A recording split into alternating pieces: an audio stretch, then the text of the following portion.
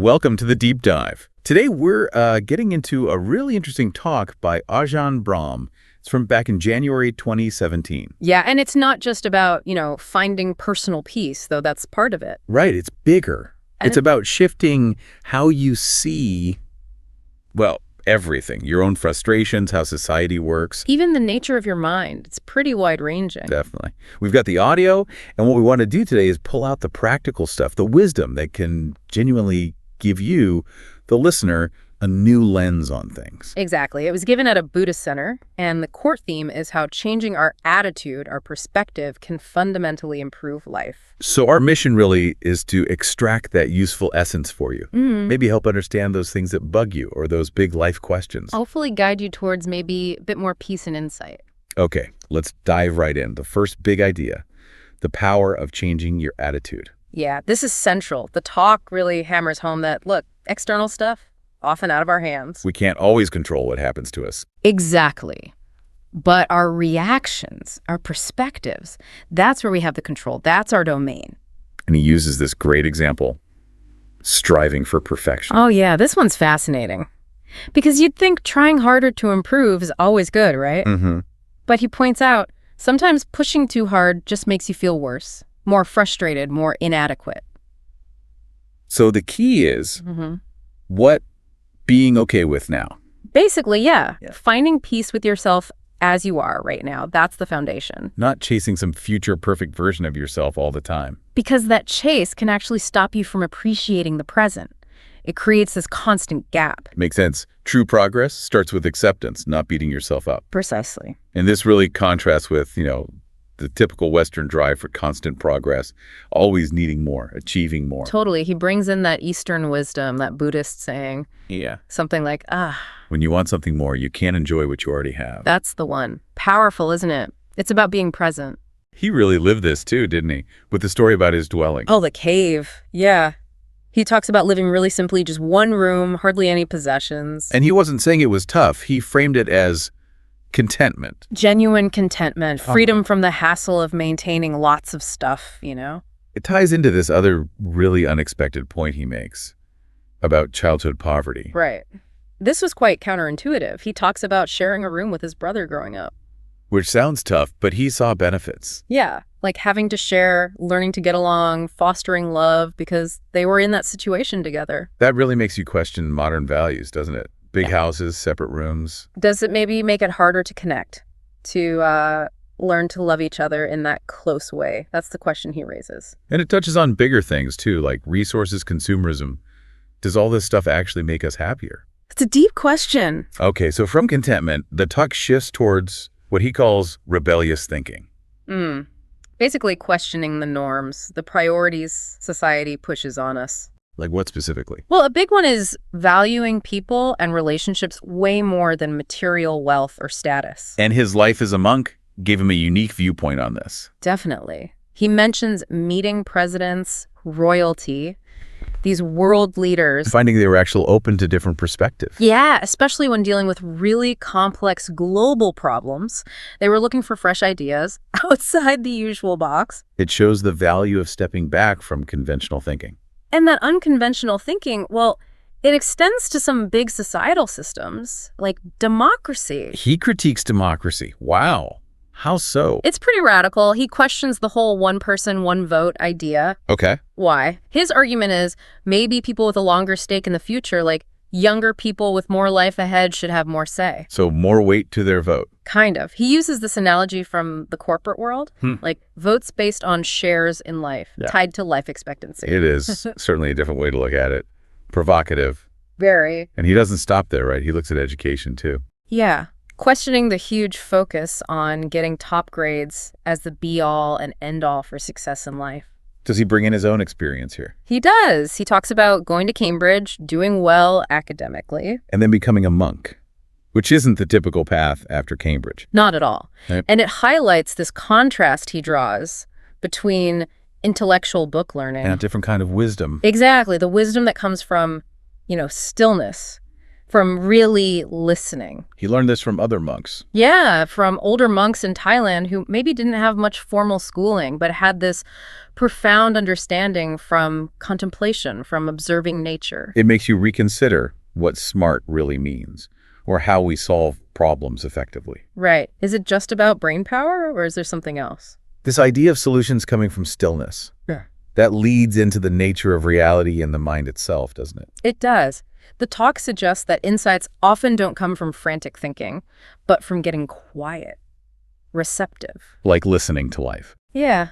Or listening to nature. He shares that story about forest monks, how nature was their main teacher. Just being still and observing allows for a different kind of knowing. And knowing that goes beyond just analyzing everything intellectually. And this perspective, this listening, Yeah.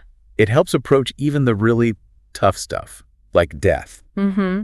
Especially the death of young people, which feels so wrong to us. How does he reframe that? He shares this analogy from an old jungle monk about leaves falling in a storm. Okay. Old yellow leaves fall, obviously, but during a big storm, even the young green leaves get torn off.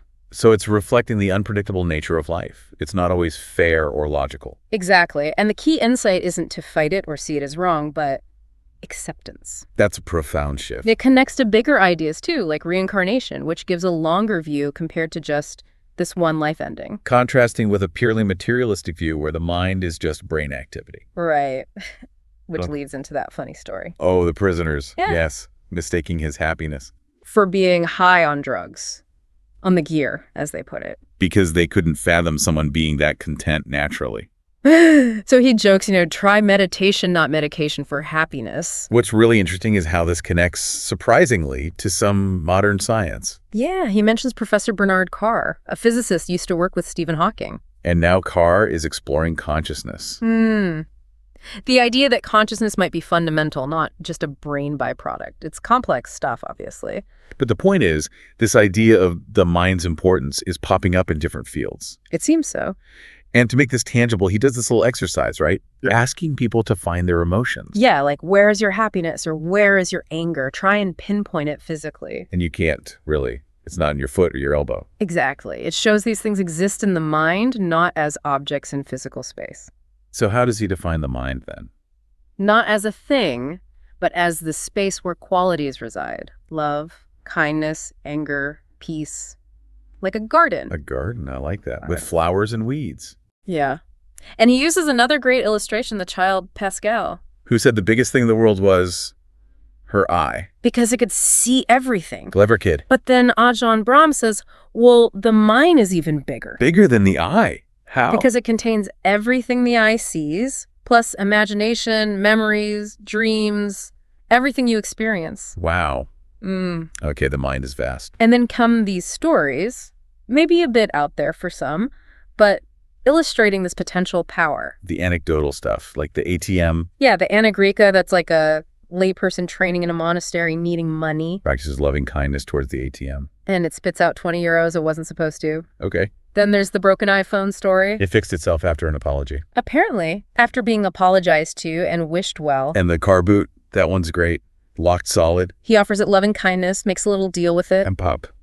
It opens. Look, these are anecdotes, right? Not scientific proof, but they serve to make you wonder. To suggest maybe our minds have capabilities we don't usually tap into. They challenge our normal view of things. They definitely make you pause and think about potential. So if the mind has this potential, this power, how do we work with it, strengthen it? Not just intellectually, but the mind itself. Right. And the primary tool, the practice he emphasizes, is meditation. Okay. How does he explain what meditation is? He uses this really vivid analogy, an emperor wearing 5 layers of clothes. Boots, trousers, jacket, gloves, helmet.